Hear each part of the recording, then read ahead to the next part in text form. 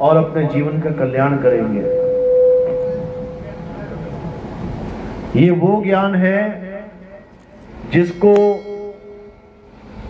प्राप्त करने के लिए बड़े बड़े ऋषि मुनि, पीर, पैगंबर, औलिया घर बार छोड़ के निकल गए, परिवार छोड़ के निकल गए, राजपाट छोड़ के निकल गए, लेकिन फिर भी उनको ये ज्ञान प्राप्त नहीं हो पाया।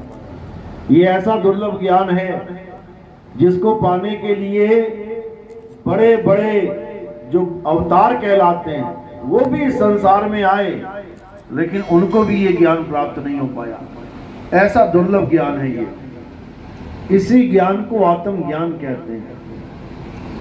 ये आत्म ज्ञान है, ये कोई मंत्र ज्ञान नहीं है, ये जंतर मंत्र ज्ञान नहीं है कि गुरुजी ने 2 नाम दे दिए, 5 नाम दे दिए, 10 नाम दे दिए, 20 नाम दे दिए, तुम जप रहे हो और तुम सोच रहे हो कि हमारा तो बेड़ा पार हो जाएगा। ये वो ज्ञान नहीं है मेरे भाई। ये वो ज्ञान नहीं है कि कोई जपी तपी सन्यासी तुम्हारे जीवन में आ गया, तुम्हें जप से तप से जोड़ दिया और कहता है कि तुम्हारी मुक्ति हो जाएगी। ये वो ज्ञान नहीं है।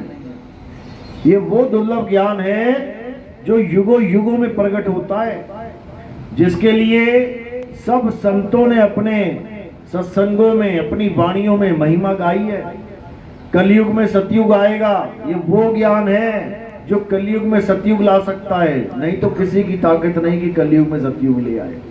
ये वो आत्म ज्ञान है। तो आज इस आत्म ज्ञान को अच्छे से समझेंगे और सत्य असत्य का निर्णय करेंगे, और पुराने संतों ने जो अपनी भविष्यवाणियों में इस समय का जिक्र किया है, इस ज्ञान का जिक्र किया है, उसको अच्छे से समझेंगे।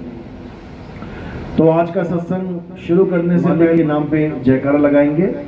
बोलिए परम पिता परमात्मा की सदा ही जय हो। साहिब बंदगी सतनाम। तो आज का सत्संग सत्य और असत्य पर निर्भर है। आज का सत्संग सच और झूठ पे आधारित है। क्या है सच, क्या है झूठ, बस हमें इन 2 चीजों का ज्ञान हो जाए तो समझ लो कि हमारा जन्म सफल हो जाए। लेकिन दुख के साथ कहना पड़ता है कि जो सत्य की बात कर रहे हैं, जो सत्य को परमात्मा बोल रहे हैं, वही सत्य को नहीं जान पा रहे हैं। वो मंत्रों को सत्य मान बैठे हैं। ये नाम जप लो, वो नाम जप लो, इन्हीं 52 अक्षरों को सत्य मान बैठे हैं। कल्याण नहीं होगा। क्यों नहीं होगा? क्योंकि ये 52 अक्षर किसी का कल्याण नहीं कर सकते। ये 52 अक्षर आपको जपी तो बना सकते हैं। खूब नाम जपो, सुबह शाम नाम जपो, इससे क्या होगा? नाम जपने वाला जपी होता है, तपस्या करने वाला तपी होता है, घर बार छोड़ के नदी के किनारे बैठ जाने वाला सन्यासी होता है। इन तीनों से किसी का कल्याण होने वाला नहीं है। इसीलिए साहिब समझा रहे हैं, ना मैं जप में, ना मैं तप में, ना एकांत निवास में, और मोको कहां ढूंढे रे बंदे, मैं तो तेरे पास में। कहते ना तो कोई मंत्र जपने की जरूरत है, ना ही कोई तपस्या करने की जरूरत है, और ना ही घर बार छोड़ के किसी नदी के किनारे कोई झोपड़ी बना के बैठ जाओ, या जंगल में कहीं झोपड़ी बना के बैठ जाओ, कहीं जाने की जरूरत नहीं है। इसी दुनिया में, इसी संसार में, इसी शहर में, इसी गांव में, अपने ही घर में आपको परमात्मा की प्राप्ति होगी। बस आपके जीवन में क्या होना चाहिए? एक वेदी गुरु आ जाए। बस जैसे ही वेदी गुरु आ गया, समझ लो कि आपकी किस्मत जाग गई। और जपी तपी सन्यासी आ गया, समझ लो आपकी किस्मत फूट गई, फूट गई किस्मत आप। इसीलिए कबीर साहब ने बोला, है प्रगट पर दीखत नाही, सतगुरु सैन सहारा हो, आवे न जावे जन्मे नहीं मरे, सो निज पीव हमारा हो। कहते वो आता नहीं है, जाता नहीं है, जन्मता नहीं है, मरता नहीं है तुम्हारे पास, लेकिन तुम्हें उसका भेद नहीं पता। इसलिए तुम उस हिरण की तरह उसे ढूंढते रहते हो। जैसे एक कस्तूरी में, कस्तूरी कुंडल बसे, कहते हैं साहिब नाभि में कस्तूरी है, और हिरण ज्ञान न होने के कारण बन बन फिरता है और अंत में जाके कहीं मर जाता है। सारी उम्र बीत गई भटकते भटकते, कोई कहता है ये कर लो, कोई कहता वो कर लो, कोई कहता है फलाना चले जाओ, ठिकाना चले जाओ। कोई तुम्हें कहीं पहुंचा देता है, कोई तुम्हें कहीं पहुंचा देता है, लेकिन जहां पर वो वस्तु है वहां कोई नहीं पहुंचा पा रहा। इसलिए साहिब ने कहा, मोको कहां ढूंढे रे बंदे, मैं तो तेरे पास में, ना मैं जप में, ना मैं तप में, ना एकांत निवास में, ना मंदिर में, ना मस्जिद में, ना काबे कैलाश में। अरे खोजी होए तुरंत मिल जाऊं, एक पल की तलाश में। एक पल की तलाश है बस। वेदी गुरु मिल गया, एक पल में इशारा कर देगा।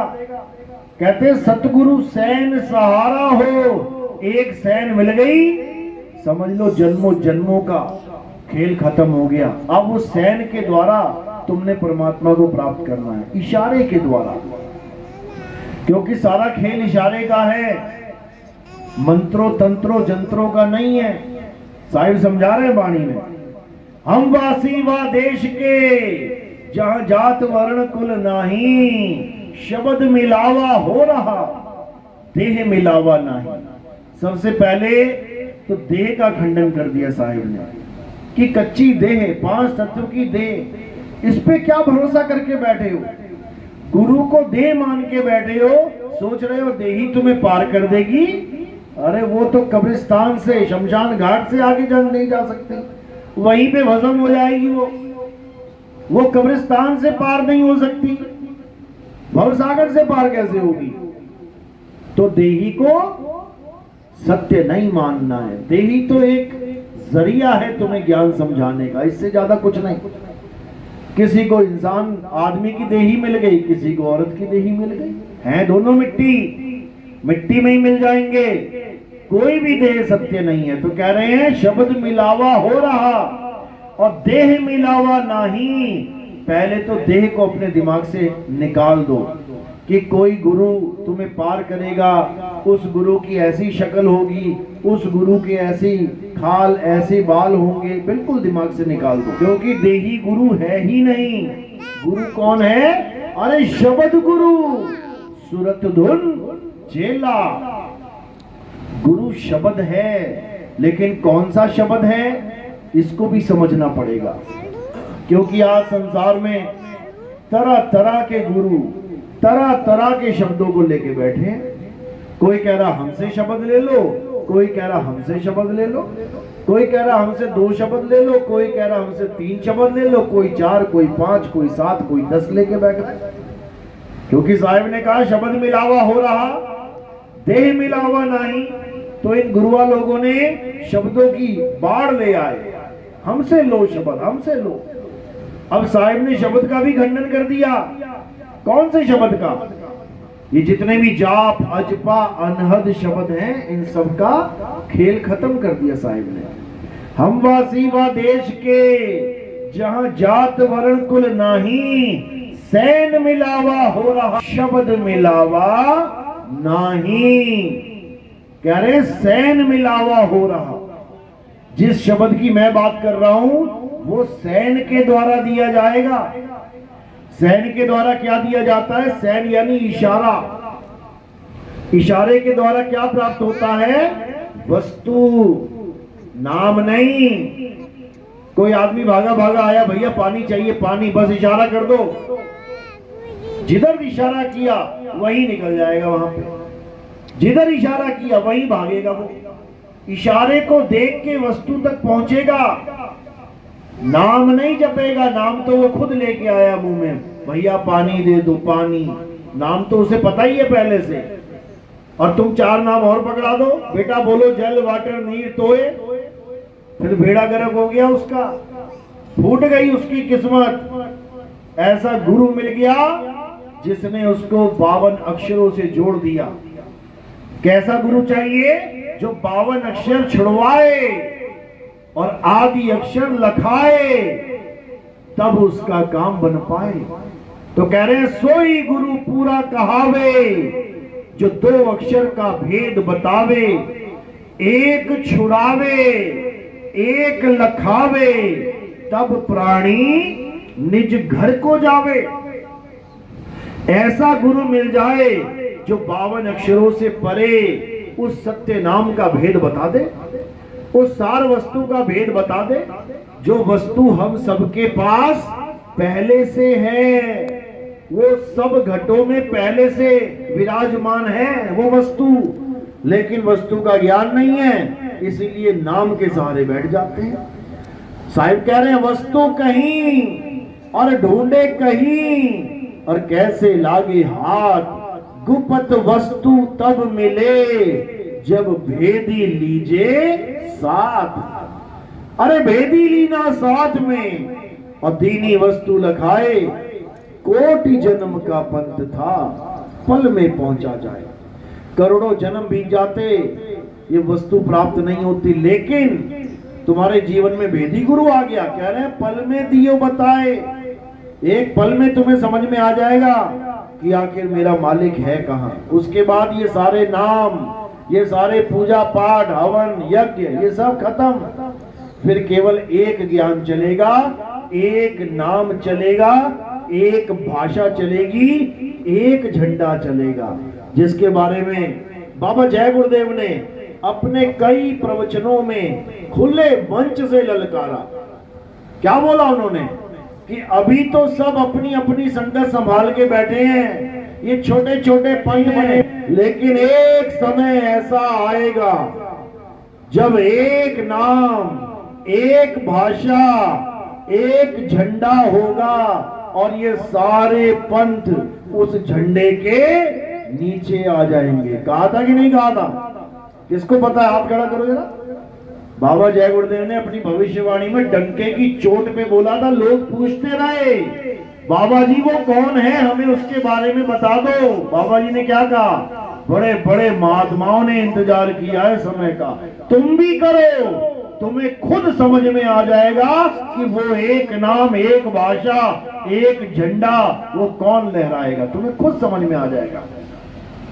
इतना कह के बाबा जी ने 1980 में ये भी बोल दिया, क्या बोला कि अभी तो तुम 5 नाम जप रहे हो, तुम्हारी मुक्ति हो रही है, लेकिन जब आने वाला यानी भविष्य में जो महात्मा आएगा उसको ऊपर से आवाज आएगी, और फिर वो उस एक आवाज को बताएंगे इन 5 नामों से, इस जय गुरुदेव नाम से, उसके बाद आपकी मुक्ति नहीं होगी। साफ बोला उन्होंने, लिखित प्रमाण है।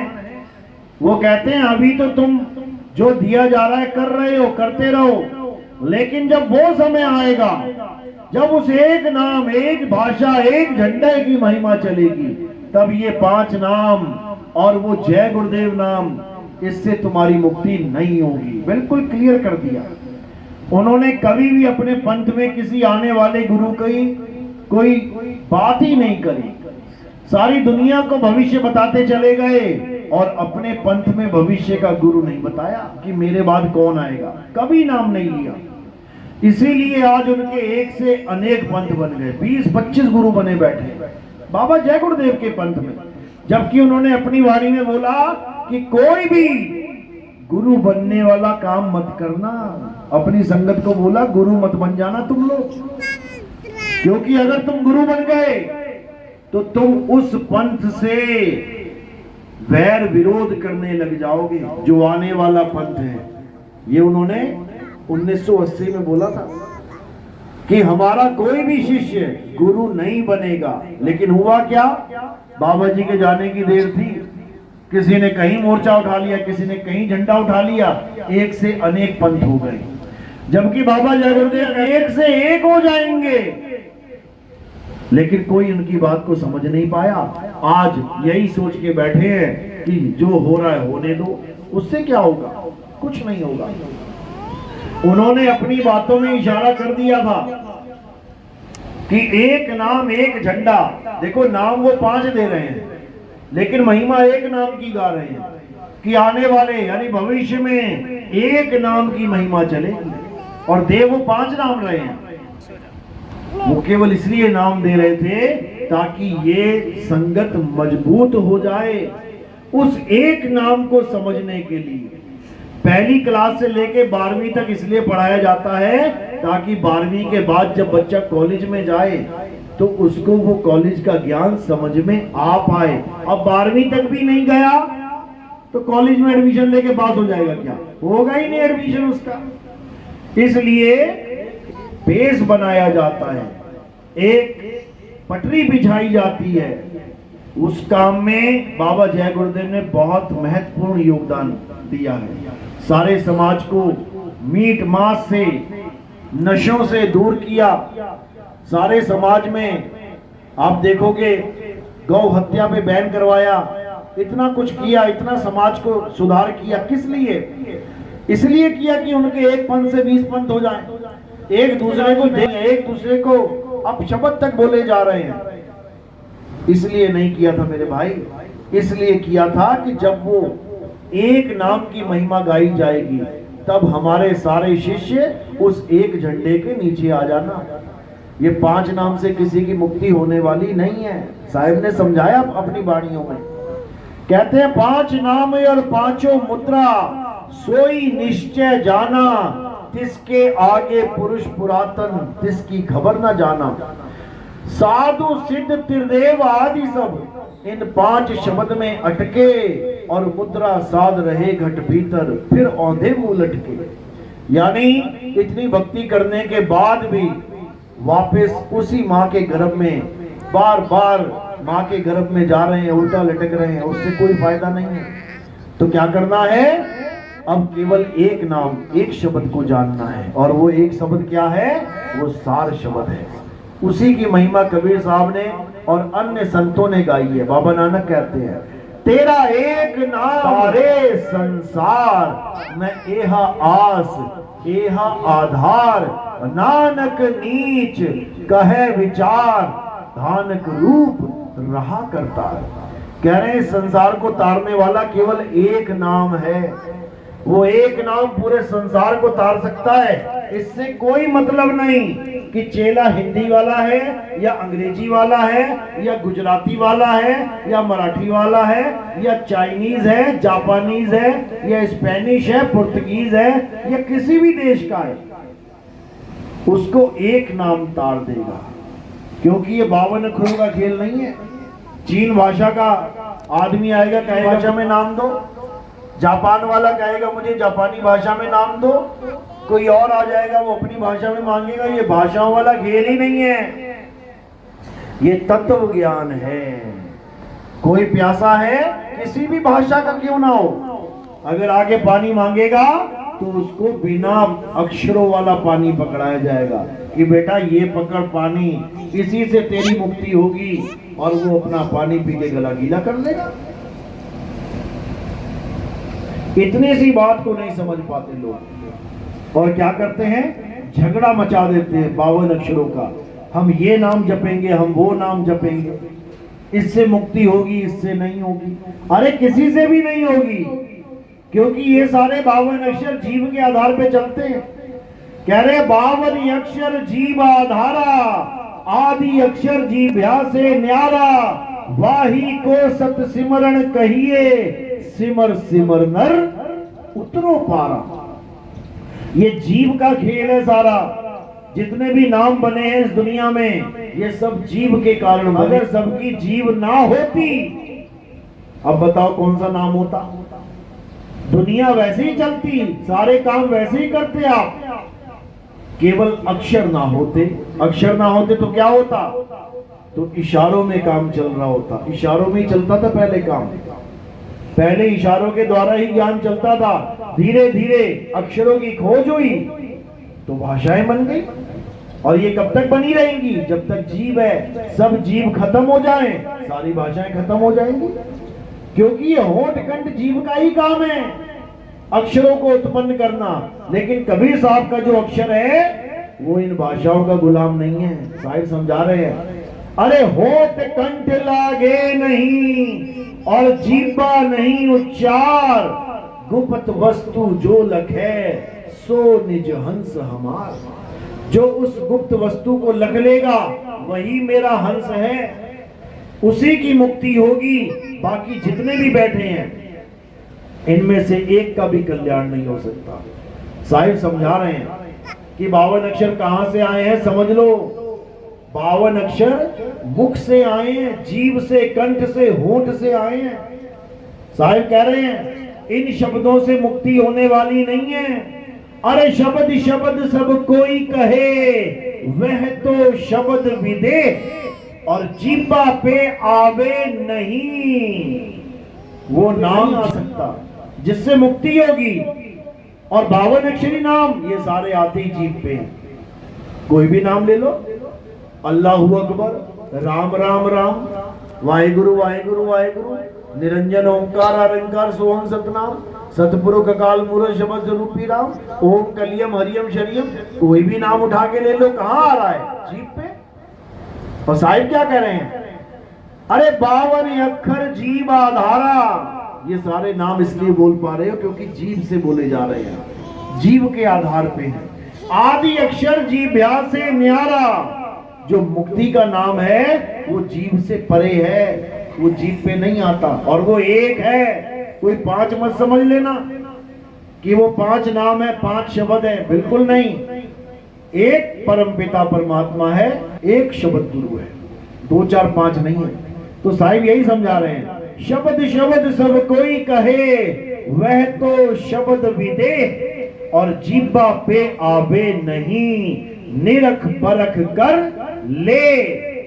वो जीभ पे नहीं आता कि तुम्हें हिंदी में नाम दे दिया या अरबी में नाम दे दिया या गुजराती बंगाली में नाम दे दिया। वो जीभ पे नहीं आता, वो जीभ पे आने वाली चीज ही नहीं है। वो तो वस्तु है, जिस वस्तु के द्वारा तुम हिल रहे हो, डुल रहे हो, चल रहे हो, खा रहे हो, पी रहे हो, बोल रहे हो, डोल रहे हो, वो वस्तु क्या है? वो आत्मा है, आत्म देव है। कह रहे हैं उस वस्तु को जानो जिसको आत्म देव कहा जाता है, उस वस्तु को पहचानो जिसे आत्मा कहा जाता है। कह रहे हैं ना साहिब, जल में मीन प्यासी, मोह देखत आवे हासी, आत्म ज्ञान बिना नर भटके, कभी काबा कभी काशी। कहते हैं आत्म ज्ञान बिना नर भटके। और लोग क्या कर रहे हैं? लोग मंत्र ज्ञान, जंतर ज्ञान, तंत्र ज्ञान में उलझे पड़े हैं। लोग काया ज्ञान में उलझे पड़े हैं। लोग चक्कर ज्ञान में उलझे पड़े हैं। लोग श्वासा ज्ञान में उलझे पड़े हैं। और साहिब क्या कह रहे हैं? आत्म ज्ञान। अब इसमें फर्क क्या है? आत्मा में और ये काया में जितना ज्ञान है इसमें फर्क। काया वाला ज्ञान नाशवान है और आत्मा का ज्ञान अविनाशी है। काया वाला ज्ञान एक दिन नाश हो जाएगा। कितना भी तुम काया का ज्ञान कथ लो, एक दिन खत्म हो जाएगा। आत्मा को जानो, आत्मा को जानोगे तो परमात्मा तत्व को प्राप्त करोगे, तब समझ में आएगी कहानी। तो साहिब कह रहे हैं जब लगना चीनोगे आत्म, तब लगना मिली है परमात्म। आत्म चीने परमात्म चीने, संत कहावे सोए, और यह भेद काया से न्यारा, बूझे बिरला कोई। ये काया से परे की बात है, ये काया की खेल नहीं है। काया का खेल तो खत्म हो जाएगा, लेकिन आत्मा का खेल कभी खत्म नहीं होता, अनंत है।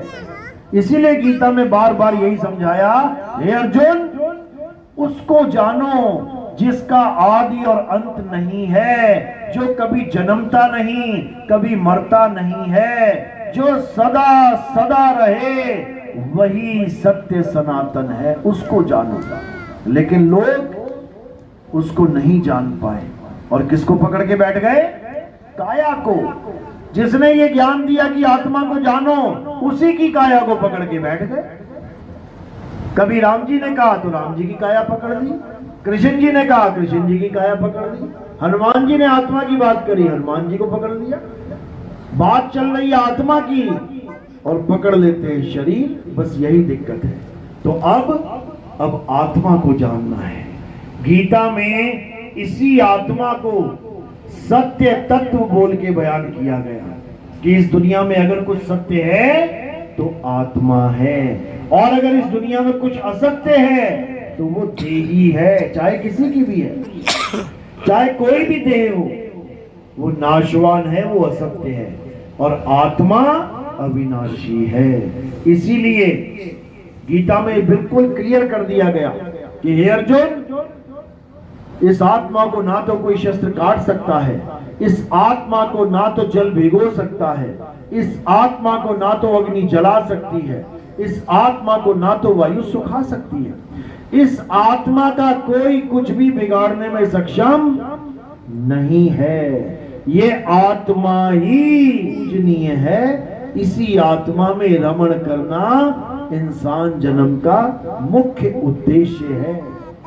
अध्याय 3 17वां श्लोक। हे अर्जुन, जो अपनी आत्मा में रमण करते हैं, जो अपनी आत्मा में तृप्त हैं, जो अपनी आत्मा में संतुष्ट हैं, उनके लिए कोई भी कर्म कर्तव्य लागू ही नहीं होता। उनके लिए कोई धार्मिक साधना, कोई धार्मिक यज्ञ, हवन, पूजा, किसी का कोई मायने नहीं रह जाता। क्यों? क्योंकि उसने सत्य को जान लिया है, उसने परम तत्व को पहचान लिया है। अब वो परम तत्व के अलावा किसी और तत्व की साधना नहीं करेगा। इसी को सत्य और असत्य तत्व का निबेड़ा बोला गया है कि जो सत्य और असत्य का निबेड़ा कर लेंगे, वो सत्य को त्याग के, सत्य को पकड़ के असत्य को त्याग देंगे। असत्य यानी नाशवान शरीर, नाशवान पूजा, नाशवान तत्व सबको त्याग देंगे और सत्य रूपी आत्मा को पकड़ लेंगे, ग्रहण कर लेंगे। तो समझाने वालों ने समझा दिया, लेकिन अज्ञानी जीव समझ ही नहीं पाया। इसीलिए हमारे धर्म में देखो किस किस की पूजा हो रही है।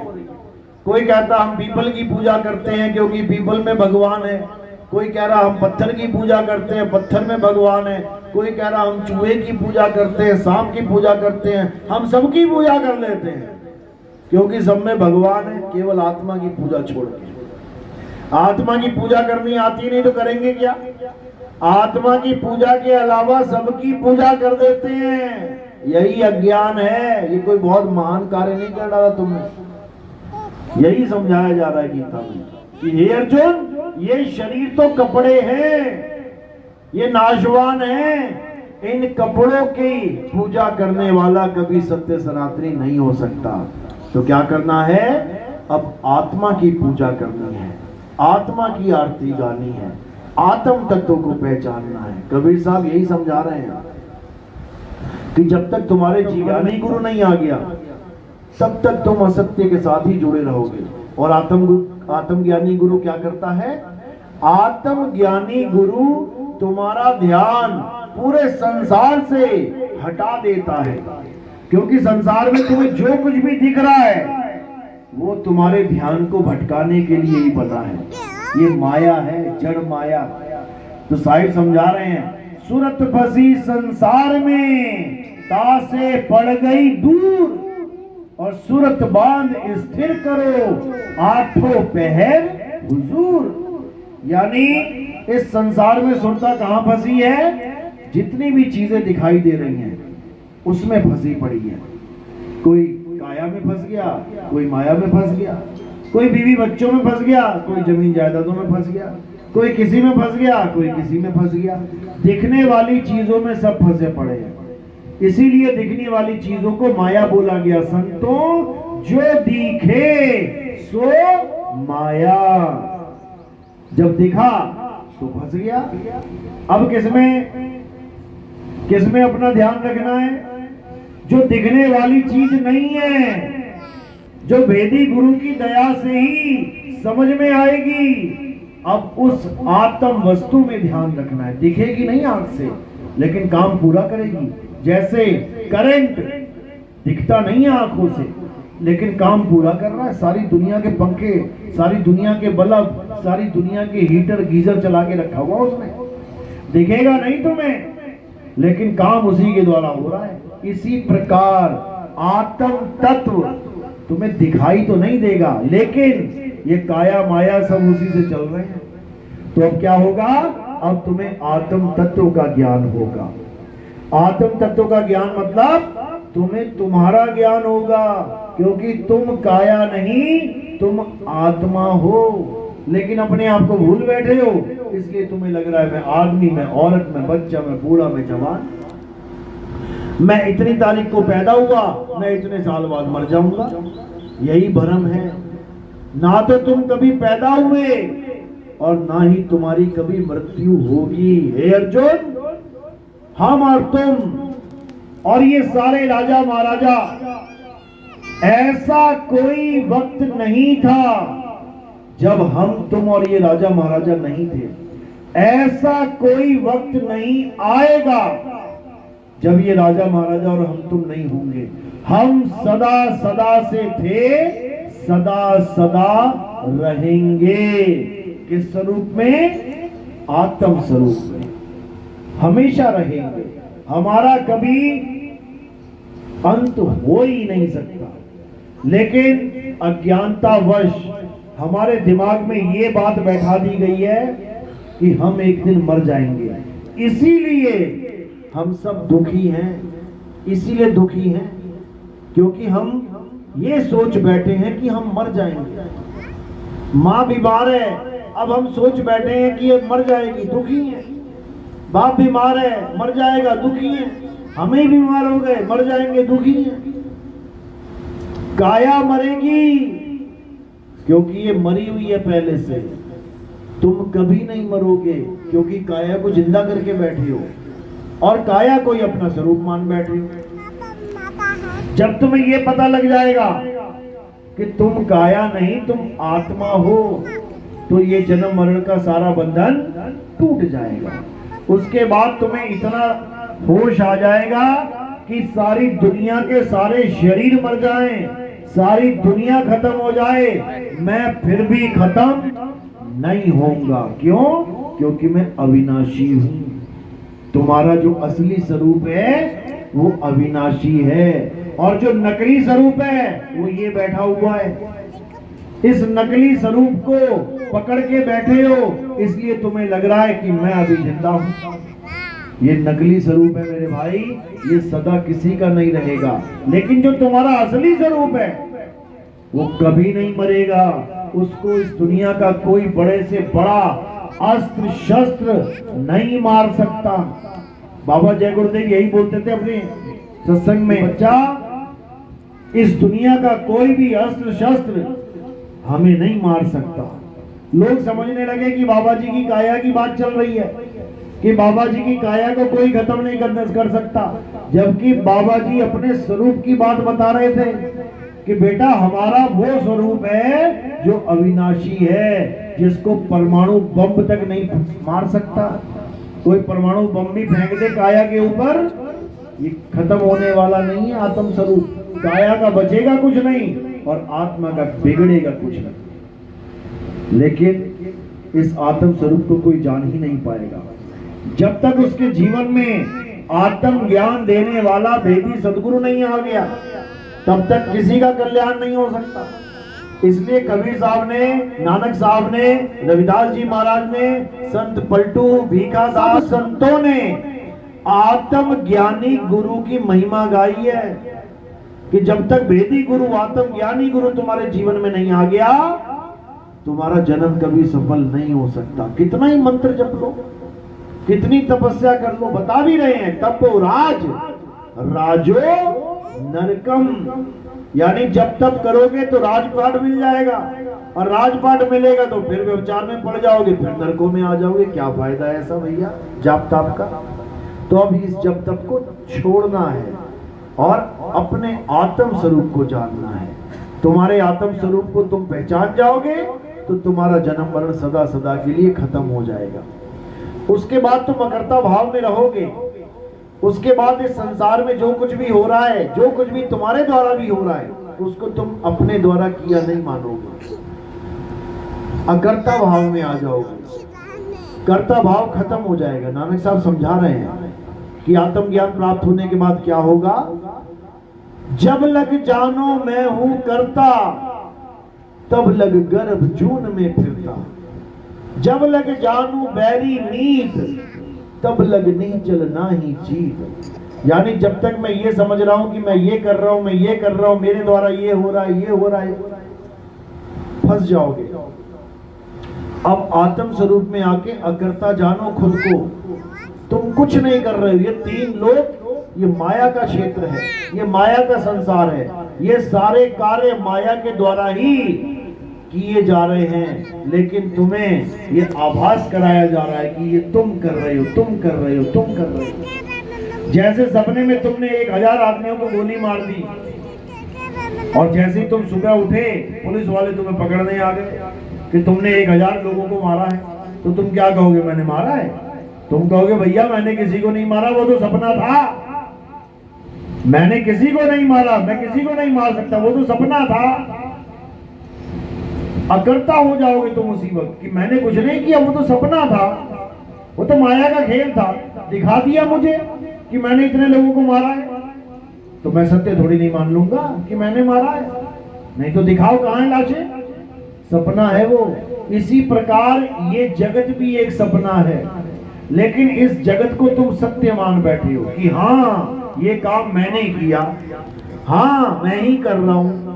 तो कह रहे जब लग जानू मैं हूं करता, तब लग गर्भ जून में फिरता। जब तक तुम ये मान रहे हो कि ये सारे काम तुम कर रहे हो, तब तक तुम गर्भ जून में आते जाते रहोगे, कोई बचाने वाला नहीं है। और जैसे ही तुम अपने सत्य स्वरूप को जान लेते हो, उसके बाद इस दुनिया में होने वाला कोई भी कर्म ये तुम्हारे द्वारा नहीं हो सकता। ये तुम्हें अच्छे से समझ में आ जाएगा। उसके बाद तुम अपने आप को कभी दोषी मानोगे ही नहीं, क्योंकि तुमने किया ही नहीं है। सपने में पता नहीं तुमने क्या क्या किया हुआ है, कितने सपने आए आज तक। तो क्या तुम सिर पे बोझा लाद के घूम रहे हो? अरे मैंने सपने में उसको मारा, अरे मैंने सपने में उसको ये कह दिया, अरे मैंने सपने में ये कर दिया। कुछ नहीं किया, ये सब माया का खेल है। तुम्हें दिखाया जा रहा है, भरमाया जा रहा है। इसलिए इस माया से बचना है। और कैसे बचेंगे? अपने सत्य स्वरूप को जान के बचेंगे। जैसे ही सत्य स्वरूप को जान लिया, अब तुम्हें समझ में आ जाएगा कि ना मेरे हाथ, ना मेरे पैर, ना मेरा सिर, ना मेरी आंखें, ना मेरे कान, ना मेरे जुट, कुछ भी नहीं है मेरा। ये सब माया का खेल है, माया का संसार है, माया का शरीर है। मुझे तो केवल यूज किया जा रहा है इस सपने को चलाने में, इस संसार को चलाने में, इस काया को, माया को चलाने में, इससे ज्यादा कुछ नहीं। तो अब अपने आप को आत्म स्वरूप जानो और उस अवस्था को प्राप्त करो जिस अवस्था को प्राप्त करने के लिए सब संतों ने अपनी वाणियों में बोला है, अपने ग्रंथों में गाया है कि नाम जपो भाई ऐसे ऐसे, ध्रुव प्रहलाद जप्यो हरि जैसे। अब जहां पे जाप आ जाता है, एकदम दिमाग में क्या खिचड़ी पक जाती है। देखो नाम जपो बोला है, अरे नाम के साथ जपना ही बोला जाता है, लेकिन उसका मतलब ये नहीं होता कि जपो। उसका मतलब होता है याद करो, सिमरो। कह रहे सिमर सिमर नर उतरो पारा, कलयुग में एक नाम आधारा। अब यहाँ पे सिमरो क्यों बोला? फिर जपो बोल देते। सिमरो का मतलब होता है स्मरण करो, याद करो। तो नाम हमेशा याद ही किया जाता है। ये जपने वाला काम तो जपी कर बैठे हैं गलती से। नाम यानी स्वरूप। कौन सा स्वरूप? सत्य स्वरूप, यानी सत्य नाम। इसको सिमरना है। अरे सत्य नाम को सिमर के तर गए पतित अनेक, तेही कारण नहीं छोड़िए सत्य नाम की टेक। कह रहे सत्य नाम को सिमर के, इसको याद करके तर गए पतित अनेक। कितने कितने बड़े बड़े पापी तर गए। तर गए क्यों? क्योंकि वो समझ गए कि माया का खेल है, मुझे फंसाया जा रहा है, मैंने इस संसार में कुछ ना किया और ना कर सकता हूं। लेकिन ये माया इतनी तगड़ी है कि हमें समझ में ही नहीं आने देती कि क्या हो रहा है। और हम इस माया संसार को, इस मायावी जगत को अपना मान के अपनी कर्म भूमि मान लेते हैं। जबकि आत्मा हर प्रकार के कर्म से न्यारी है। गीता में भी समझाया, हे अर्जुन, ये आत्मा अकर्ता है, इसके द्वारा कोई भी कार्य संपन्न नहीं होता, ये कुछ नहीं करती। इससे ताकत लेके मन, माया और 3 गुण, 5 तत्व, 25 प्रकृति ये कार्य पूरा करते। लेकिन इस बात को तब तक नहीं समझ में आएगी ये बात जब तक तुम्हें आत्मज्ञानी गुरु नहीं मिल जाता है। तो इसलिए कबीर साहब यही महिमा गा रहे हैं कि इससे पहले कि मृत्यु आ जाए, इससे पहले कि तुम्हारा शरीर नाश हो जाए, उस अविनाशी तत्व को, उस परम तत्व को जान लो, पहचान लो, तभी कल्याण होगा, नहीं तो हालत खराब हो जाएगी। अंत समय से पहले पहले तुम्हें अपने अविनाशी स्वरूप को प्राप्त करना है, नहीं तो गलती से भी अगर सूक्ष्म लोक में, सूक्ष्म जगत में चले गए तो बहुत हालत खराब होने वाली है। हमारे पास 2 प्रकार के शरीर हैं, एक तो स्थूल ये दिखाई दे रहा है और एक सूक्ष्म। सूक्ष्म में भी कई कैटेगरीज हैं, सूक्ष्म में भी 5 शरीर अलग बैठे हुए हैं। ये है स्थूल, सूक्ष्म, कारण, महाकारण, कैवल्य, हंस, 5 तरह के शरीर इन सूक्ष्म जगत में दिए गए हैं हमें। हमारे पास 2 ही ऑप्शन है, या तो स्थूल से सूक्ष्म में चले जाओ या फिर अपनी आत्मा में चले जाओ, अपने आत्म स्वरूप में चले जाओ। 2 ही ऑप्शन है। जब मृत्यु आएगी, ये शरीर का नाश होगा, तो या तो सूक्ष्म जगत में चले जाओ जहां सपनों में जाते हो। जब शरीर सोता है तो कहां चले जाते हो रात में? सपनों में। और सपनों में जाते ही क्या शुरू हो जाता है? माया का खेल शुरू हो जाता है। कोई जंगल में सपना देख रहा है कि मैं जंगल में घूम रहा हूँ, कोई नदियों में डूब रहा है, कोई आग में खड़ा है, कोई महलों में खड़ा है, कोई कहीं खड़ा है, किसी के पीछे शेर, चीते, हाथी, घोड़े लगे हुए हैं। ये सूक्ष्म जगत है। इसमें यमराजा भी आएगा, बैतरणी नदी भी आएगी, इसमें जन्म मरण भी चलेगा। और एक ऑप्शन है अपने आत्म स्वरूप में चले जाओ।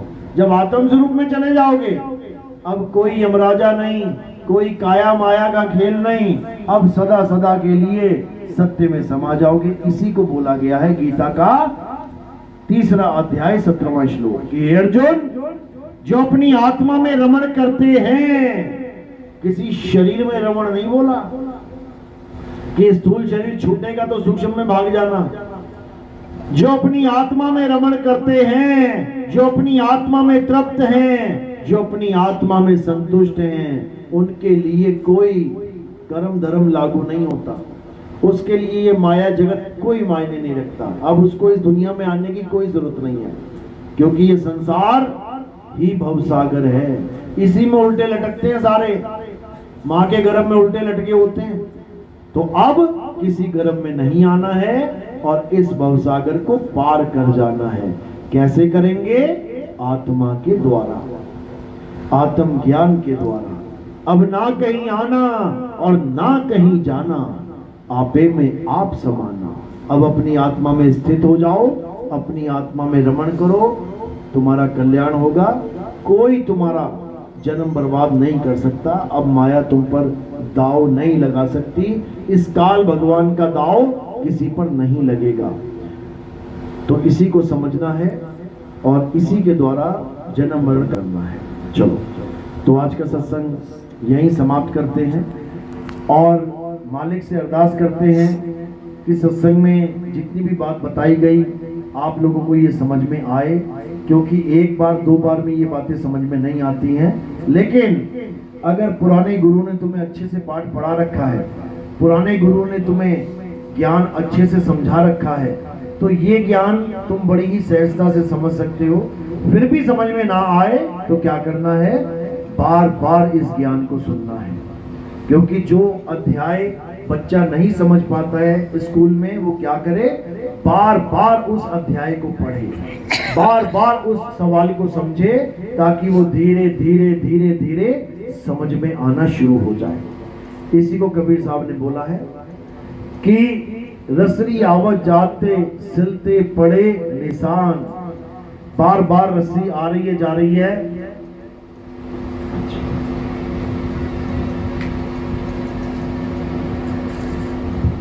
बार बार रस्सी आ रही है जा रही है, तो देख रहे हो कि पनघट पे कितने बड़े बड़े निशान बन जाते हैं पत्थर पे रस्सी के। एक बार दो बार से नहीं हुए, बार बार से। तो बार बार अभ्यास थे जड़मत होत सुजान, रसरी आवत जागते सिलते पड़े निशान। तो बार बार जब ये ज्ञान सुनोगे तब तुम्हें समझ में आएगा कि आखिर में सत्य है क्या। और बार बार ज्ञान कहाँ सुनोगे, यहाँ तो एक सत्संग करके चले जाएंगे। आगे क्या करना है, YouTube चैनल आता है हमारा, कहत कबीर सुनो भाई साधु नितिन दास, या फिर आप सत्संग लिखेंगे नितिन दास के सत्संग, आपको ये सत्संग आ जाएगा, YouTube पे आ जाएगा। आप अच्छे से इसको समझो, देखो।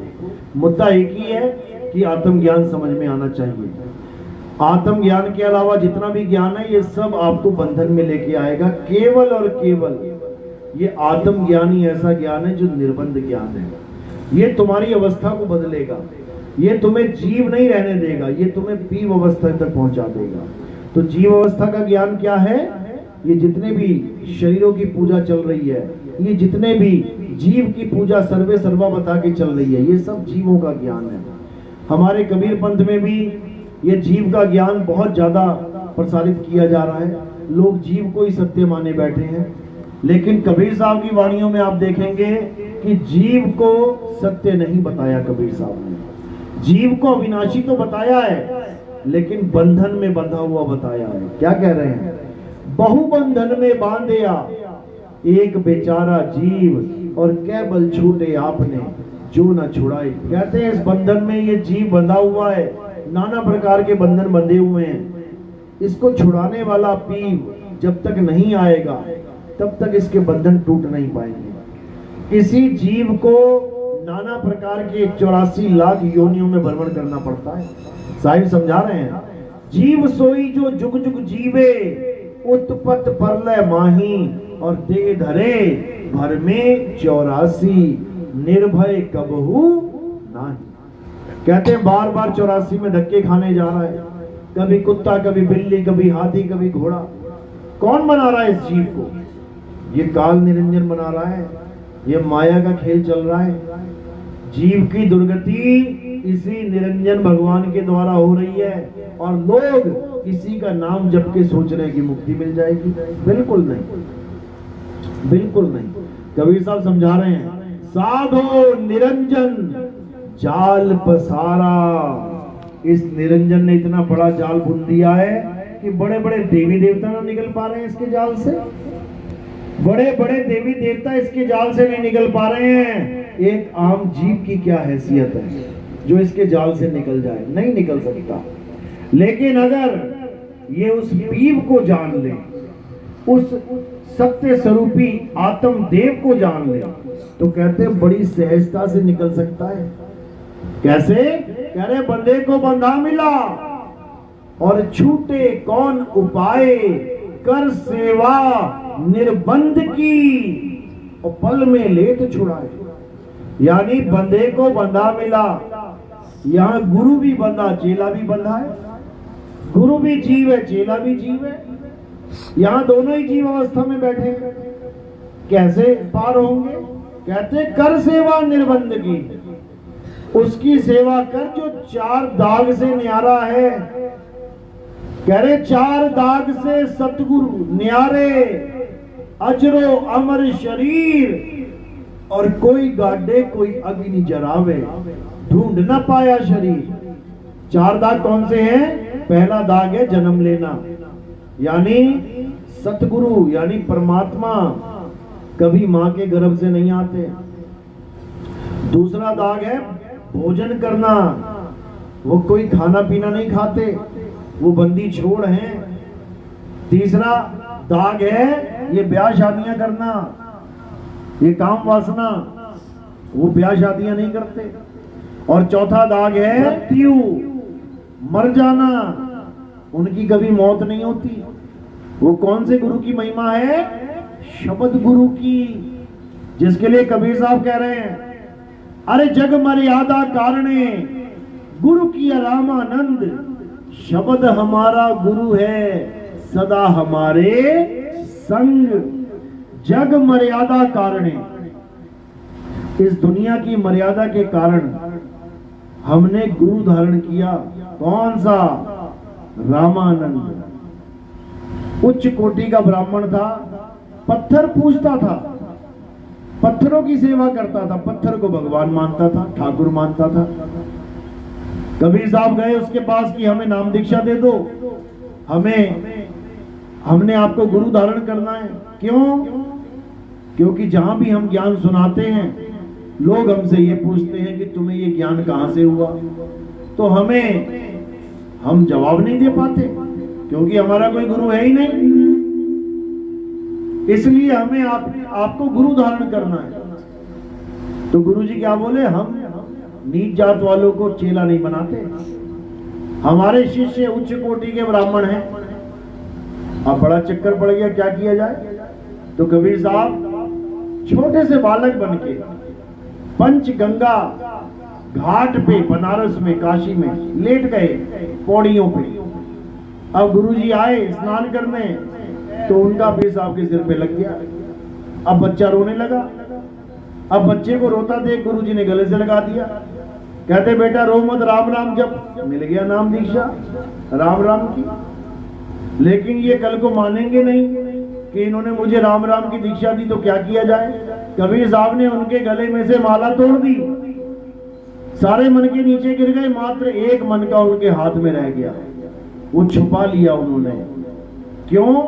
क्योंकि वही मन का कल सबूत बनेगा कि हमारी और आपकी भेंट पंचगंगा घाट पे हुई थी, आपने हमें नाम दीक्षा दी है, आप हमारे गुरु, हम आपके चेले।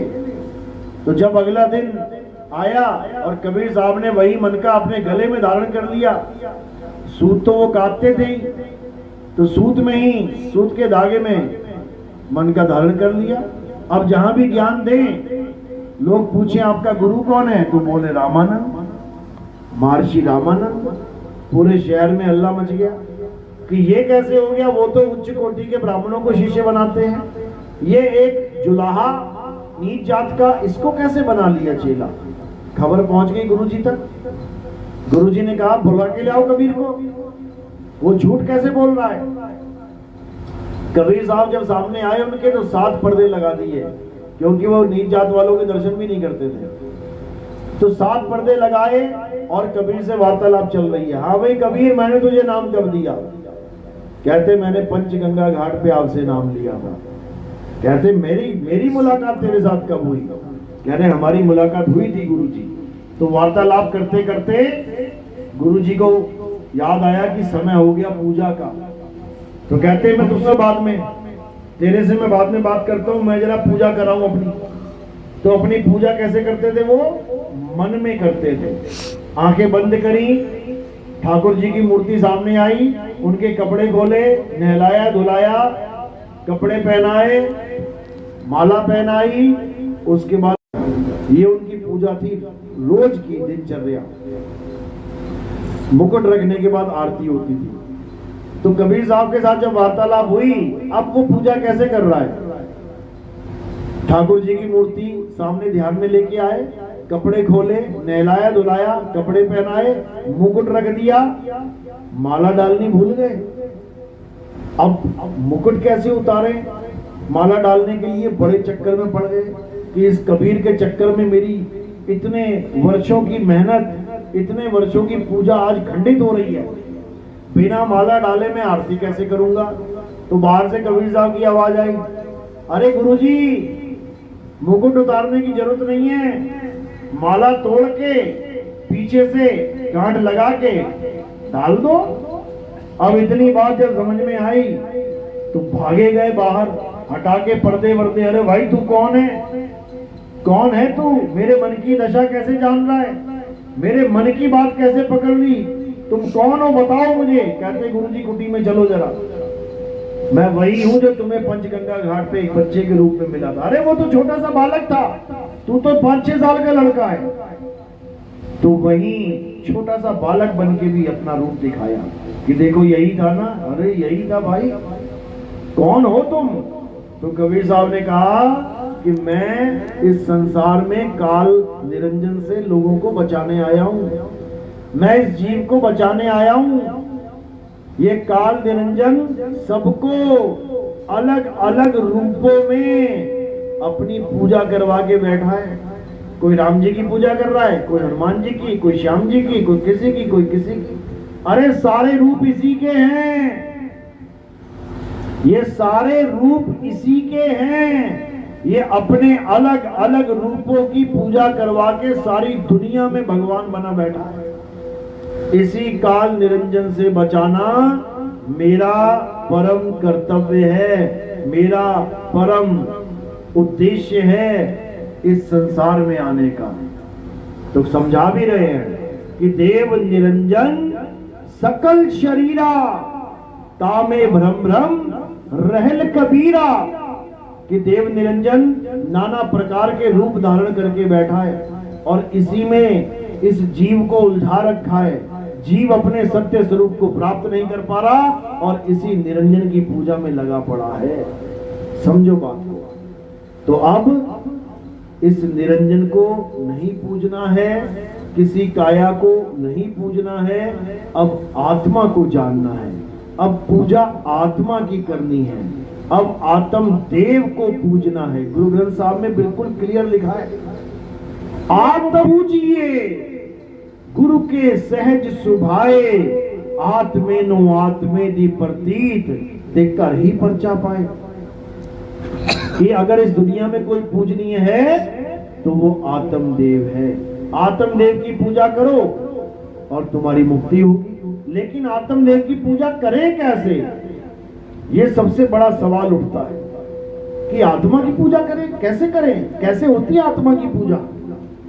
आत्मा की पूजा तब तक कोई नहीं कर सकता जब तक उसे आत्मज्ञानी गुरु नहीं मिल गया। आत्मज्ञानी गुरु ही तुम्हें समझाएगा कि काया से परे आत्मा की पूजा कैसे की जाती है। आत्मज्ञानी ही तुम्हें समझाएगा कि आत्मा में रमण कैसे किया जाता है, ये सुरत कैसे आत्मा में प्रवेश होती है, जो सारे संसार में भटक रही है। ये तब समझ में आएगा, नहीं तो जितना मर्जी कोई जोर लगा ले आत्मा का भेद नहीं समझ सकता।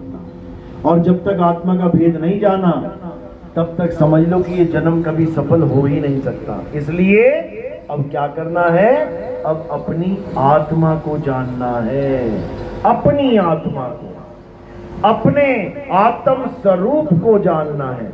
अब किसी सतलोक, अलख लोक, अगम लोक, अनामी लोक में नहीं जाना है। अब किसी स्वर्ग में, नरक में, गोलोक में, ब्रह्मलोक में, विष्णु लोक में, किसी लोक में नहीं जाना है। क्यों? क्योंकि ये सारे लोक माया के द्वारा बनाए गए हैं। जो भी संसार में चीज बनती है बिना माया के नहीं बनती है। तुम्हारा मकान, तुम्हारा बंगला, तुम्हारी दुकान, ये संसार, ये लोक, ये परलोक, ये सब माया का खेल है। क्योंकि बनना बिगड़ना ही माया का खेल है। अब उस लोक में जाना है जो कभी ना तो बना है और ना ही कभी बिगड़ेगा। उस लोक में जाना है जो सदा सदा बनने बिगड़ने से न्यारा है। उसको क्या कहते हैं? उसको शबदपुर कहते हैं, शबदपुर। जैसे सीतापुर, रामपुर, बलरामपुर, ऐसे ही शबदपुर। ये कबीरवाणी में आता है कि हम कहां जाएंगे? शबदपुर में जाएंगे। यानी हमारा सतलोक क्या है? शब्द है। शब्द में समाना है। शब्द में ही समाओगे तो बात बनेगी। तो कह रहे हैं सूरत समाए शब्द में, और वाको काल ना खाए कि जाप मरे, अजपा मरे, अनहद भी मर जाए। ये तब समझ में आए। चलो, तो आज का सत्संग यही समाप्त करते हैं।